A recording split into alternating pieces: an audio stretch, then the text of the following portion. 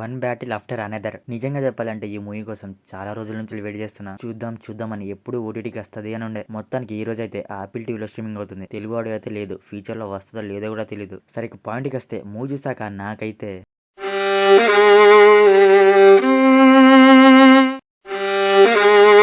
Cinema ఏదో ఉంటుందని చాలా ఇంట్రెస్టింగ్గా క్యూరియాసిటీతో స్టార్ట్ చేశా. బట్ ఏం లేదు అక్కడ. డజన్ మీట్ యువర్ ఎక్స్పెక్టేషన్స్ అనే లైన్ కూడా సరిపోద్ది దీనికి. పౌల్ థామస్ గారి డైరెక్షన్ అండ్ విజన్ మటుకు బాగుంది. బట్ ఆ ఎగ్జిక్యూషన్ ఉంది మాస్టర్.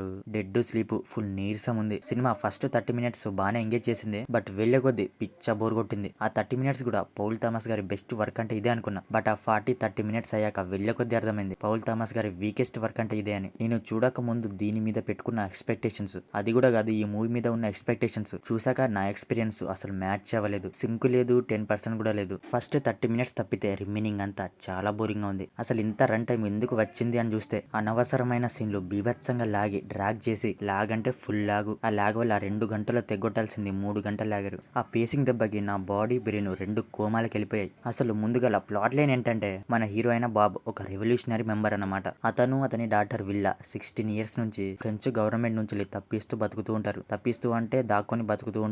బాబ్ తన గతాన్ని అంతా వదిలేసి, బాబ్ యాక్చువల్ గా పారానాయిడ్ అండ్ డ్రగ్ ఎడిక్టర్. అయితే బాబ్ యొక్క పాస్ట్ రెవల్యూషనరీ యాక్టివిటీస్ ఇప్పుడు ప్రెసెంట్ లో అతని టార్గెట్ చేస్తాయి. మరి దీని నుంచి తన డాటర్ ని ఎలా ప్రొటెక్ట్ చేశాడన్నది మూవీ ప్లాట్. ముఖ్యంగా పేసింగ్ అండ్ లెంత్ విషయంలో బాగా దెబ్బడింది. ఇక ఎగ్జిక్యూషన్ ఎంగేజ్ చేయడంలో కంప్లీట్ గా బొక్క పరలో పడ్డదని చెప్పొచ్చు. పోనీ యాక్షన్ అయినా బాగుందంటే అసలు యాక్షనే లేదు. యాక్చువల్ గా ఇది ఒక పొలిటికల్ యాక్షన్ థ్రిల్లర్ మూవీ. ఇప్పుడు స్టోరీ ప్రోగ్రెషన్ చాలా ఉంది అని ఇంత ట్రాక్ చేశారంటే అది కాదు. మరీ కావాలని 3 గంటలు రావాలి రావాలి అన్నట్టు లాగినట్టుంటది. సినిమా ఒక 20 మినిట్స్ 30 మినిట్స్ బోర్ కొడితే పర్లేదు, ఓకే సరే చూద్దామని అనిపిస్తుంది. ఇందులో గంటలు గంటలు వాళ్ళ కన్వర్జేషన్స్ తో బోరింగ్ తెప్పించే క్యారెక్టర్లతో గంటలు గంటలు బోర్ కొట్టింది. ఇక గంటలు గంటలు ఒక మూవీ బోర్ కొడితే వాట్స్ ద పాయింట్? ఒక సఫిషియంట్ ప్లాట్ లైన్ గానీ క్యారెక్టర్ ప్రోగ్రెషన్ గానీ అసలు ఉండదు. ఇలా చేస్తే అది మీనింగ్ లెస్. అన్ని లెంత్ గానే ఉన్నాయి. కన్వర్జేషన్స్ గానీ కార్ చేసింగ్లు గానీ అన్ని ప్రతిదీ కూడా బాగా స్ట్రెచ్ చేసి చిరాకు దుబ్బించేలా చేశారు. నేనైతే ఒక్క క్యారెక్టర్ కూడా కనెక్ట్ అవ్వలేదు. ఇంకా గట్టిగా చెప్పాలంటే స్టోరీ రైటింగ్ ఫుల్ వీక్ ఉంది. థామస్ గారి రైటింగ్ స్క్రీన్ ప్లే అసలు నచ్చలేదు నాకు ఇందులో. దీనికి తోడు ఆ మ్యూజిక్ ఏంటండి బాబు. సినిమా అంతా ఒకటే మ్యూజిక్ ప్లే అవుతూనే ఉంది.